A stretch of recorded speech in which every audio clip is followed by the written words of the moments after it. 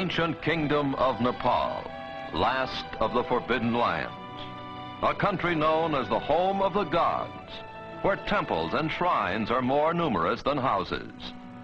A land of contrasts, whose varied architecture marks it as the meeting place of two great religions of the East, Buddhism and Hinduism.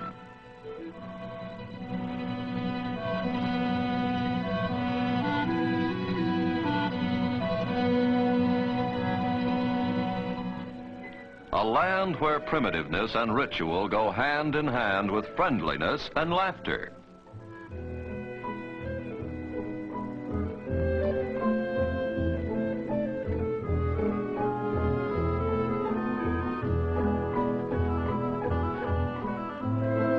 The intricate art and architecture of Nepal are a source of wonder to the few travelers from the Western world who have been permitted to see them. They bear testimony to the genius of a tribe of master craftsmen, the Newars, the original inhabitants of Nepal.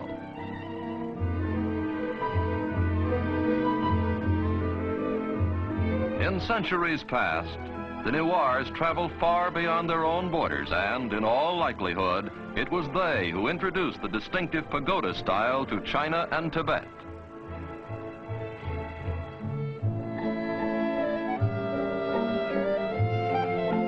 One of the crowning achievements of Newar architecture is the Temple of Bodhina, the magnet of all the great Buddhist pilgrimages. Fluttering prayer papers give the temple a festive air, while the glaring eyes of Buddha remind the faithful that their activities are being watched.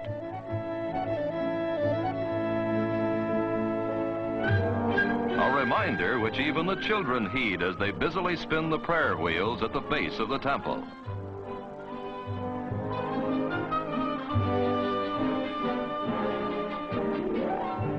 The 7 million inhabitants of Nepal live in a country ringed by mountains and guarded by jungle.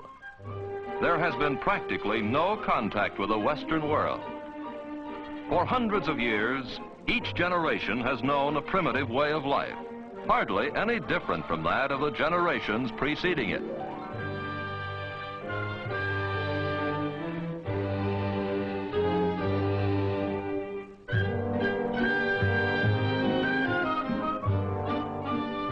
Despite its isolation, Nepal has been a bridge between India to the south and Tibet to the north.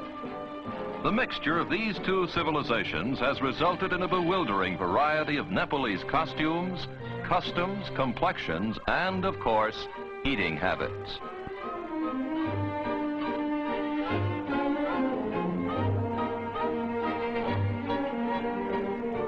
Here, a traveling Hindu fakir, or yogi, demonstrates the latest in imported headgear, a turban fashioned out of hair instead of fabric.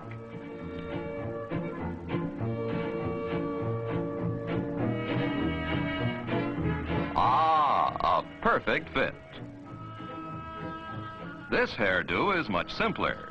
Only a top knot remains to lift the youngster to heaven should he die.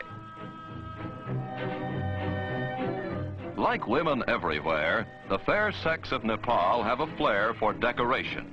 Only here it expresses itself in unusually colorful ways, and almost any part of the anatomy is fair game.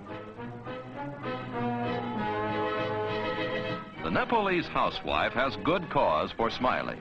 She's her husband's bank account. Instead of salting away his capital, hubby invests it in jewelry. A man's wealth can actually be gauged by the decorations sported by his ever-loving spouse.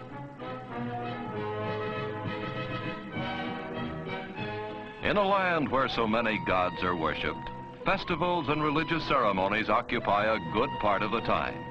Almost every day is a holiday. Some of the festivals are not only gay like this one, but also gory, like the annual Hindu festival of the Dasara, during which hundreds of buffaloes are decapitated as sacrifices to the goddess Durga. A wedding is also an occasion for celebration. It's an expensive affair, but not for the blushing bride. Her trousseau and ornaments are paid for by the groom, who also foots the bill for all the expenses of the elaborate ceremony.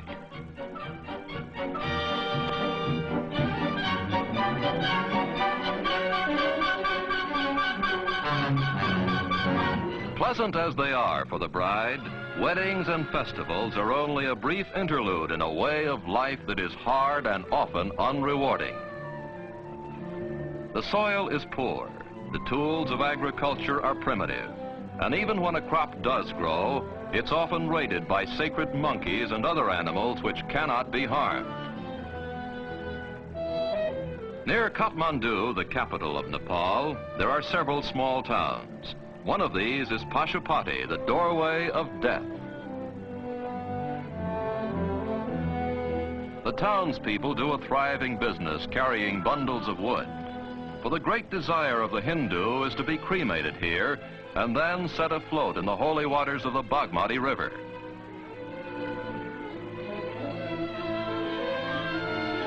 For the living, the Bagmati serves to cleanse not only the soul, but also the laundry.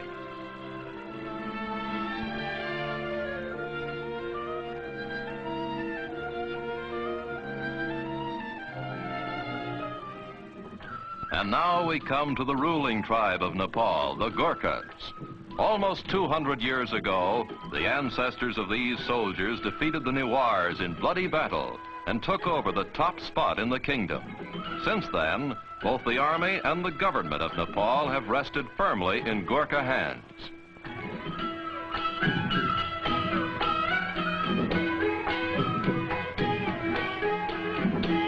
Despite his fondness for dancing while dressed in Milady's finery, the Gurkha is considered one of the toughest fighting men in the world.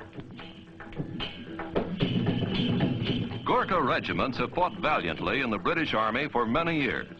During the First World War, a quarter of the male population of Nepal, some 200,000 Gurkha soldiers left their women, families, and entertainment behind and distinguished themselves in combat abroad.